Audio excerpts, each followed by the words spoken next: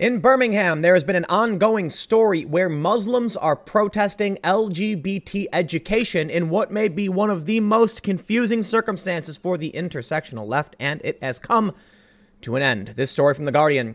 Birmingham primary school suspends LGBT lessons indefinitely. A decisive victory for Muslim conservatives. For those that don't know, Islam is an Abrahamic religion. The story. Well, let's read through this one, and I want to go through some comments from people on Twitter.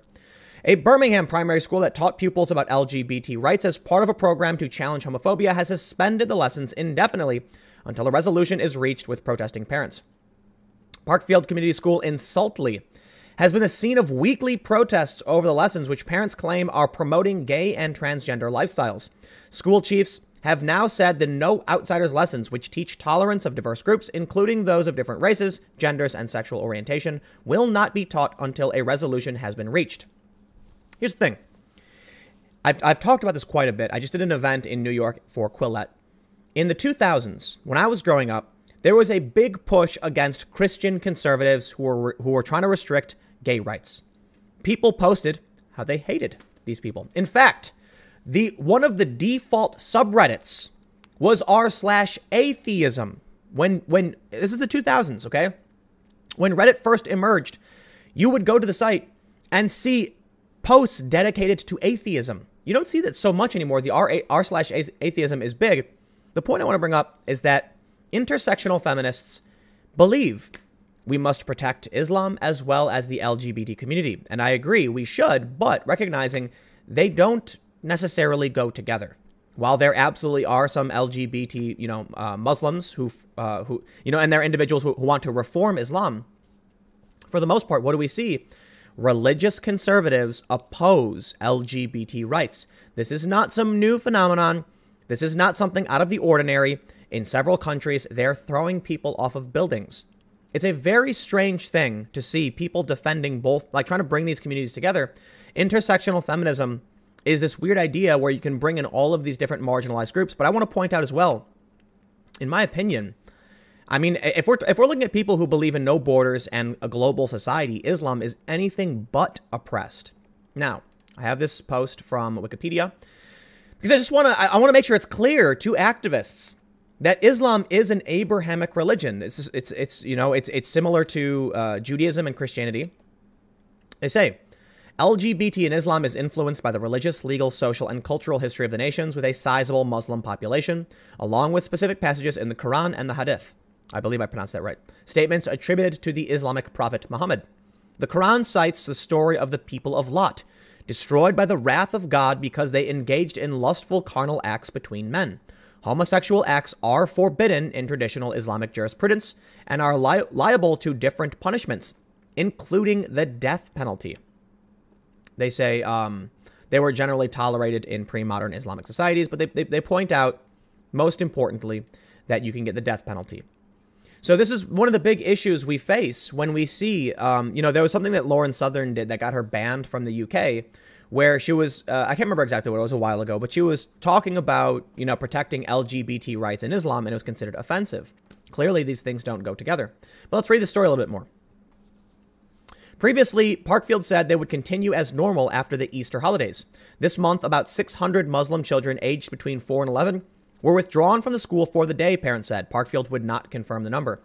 It was cleared on Tuesday of any wrongdoing by Ofsted, with the school's watchdog praising Parkfield's record on promoting tolerance, acceptance, and mutual respect, and confirming its Ofsted rating of outstanding. On the same day, talks took place between parents, educating chiefs, and the Excelsior Multi-Academy Trust, which runs Parkfield, leading to the announcement that the lessons would be suspended. In a statement, the school said, "Nothing is more important than ensuring our children's education continues uninterrupted.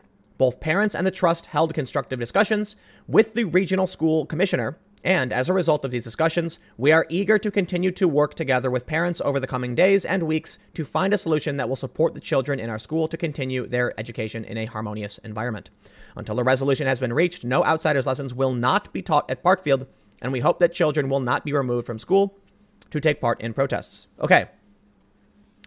Islam doesn't like the LGBT community. Many of the countries, I believe all of the countries that it's punishable by death are Islamic nations. And this is, we're seeing something, in my opinion, that's very, very dangerous. The far left, the progressive left, the intersectional feminists want to defend one of the most powerful religions in the world as though they're oppressed. And let's be real, the LGBT community is substantially more oppressed, right? These are people who face violence over the way they choose to live their lives or who they love. Although things have gotten tremendously better in recent times, Islam is not the most oppressed. But what happens when you bring these two things together, you can see that one group is substantially more powerful than the other. So in this instance, the man who was teaching, I believe this man, I could be wrong, Andrew Moffat, I believe he's gay. And so the protesters said that that's fine, but they don't want it in their schools. Look, what you have to consider is what happens next. I don't necessarily believe that everything will always be a slippery slope. That would be silly, but sometimes it could be, and we should be prepared for what happens next. Ellen Page went on television and said Mike Pence's rhetoric is what leads to, Justice Smollett. Okay, fine. She's not wrong. She was implying that Justice Smollett was attacked in a hate crime, although it's now widely believed to be a hoax. The point is, sure, the rhetoric from Pence led to a potential hoax hate crime. I say potential because he just pled not guilty. We'll see what happens. But the issue is, the Muslim migrants in this community threatened to leave.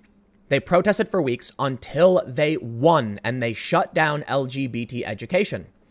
What do you think comes next? Do you think that these people just stop protesting? No, you have given in to a religious conservative group because you're acting like they're oppressed.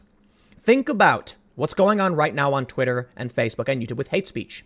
In the 2000s, you could say bad things about Christians. Absolutely 100%. You could call them backwards. You could say that they were oppressive, they were offensive, they were insane. All of those things were acceptable. From that rhetoric, the gay community, the LGBT community gained substantial rights in this country. The Supreme Court ruled that gay marriage is legal. It's nationwide now. It wasn't for a while. And the primary opposition came from religious groups.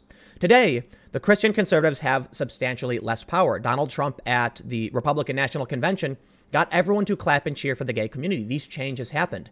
And these changes only happened, dare I say it, because some people had hate in their hearts. Hate for a group of people who followed a religion. Now, I certainly think we should respect those who follow a religion. You can believe what you want. And many of the people I talk to today say things like, they're conservatives, religious folk who disagree with the, LGBT individuals, but respect their right to do their own thing in their own private homes and all of that. However, there is still an argument that the LGBT education was in a school, so the parents are upset. But essentially now we're seeing an inversion. You cannot criticize Islam on Twitter. You will be banned. If you say anything about, Islam protesting LGBT, whatever, opposing gay rights and threatening the LGBT community, you can and will be banned. It's a stark contrast to what we used to see. Well, I made a tweet about it. Let's see some of the responses and go over them. On Twitter, I said, Muslim religious conservatives have won their protest over LGBT education in a confusing defeat for intersectionality. Because yes, we've seen many people try and promote the idea that LGBT community and the Muslim community can come together. In some instances, absolutely. But as of right now, no, they're at odds. They really are. And although it may not be the LGBT community pushing back because they tend to be more intersectional, Muslim religious conservatives are pushing back against your rights. Well, we have some responses that I want to read because I thought it was interesting as it pertains to what should or shouldn't be in school. This user, Andrew, said, religion and LGBTQ have no place in school. Another person responded, one is voluntary, one is not. Unless you believe sex education should not be taught in schools, LGBT issues should be LGBT issues should be addressed. Sex education in the U.S. is not the same as LGBTQ lessons. One is about education on sex. The other is a specific area of simply accepting people no matter who they are or how they feel. Someone said, I actually think needing to specify LGBT is adults complicating lessons meant for children. You can teach tolerance for people who are different without needing to list all the ways a person can be different. Small, really children don't care if two men are holding hands. And Andrew said, thank you. This is exactly what I'm trying to say. Using specifics such as religion and LGBTQ is far too divisive and risks a what about me attitude, which simply doesn't focus on just accepting people for who they are.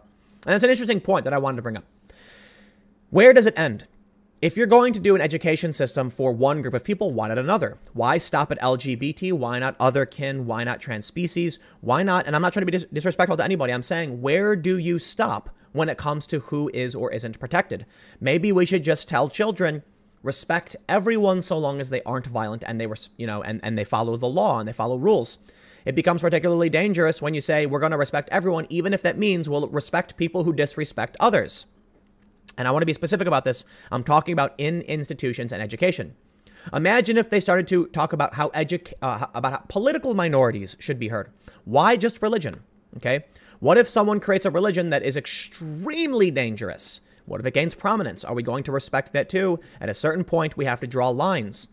I am not advocating for violence. I am saying our institutions should omit specialty groups and special interests.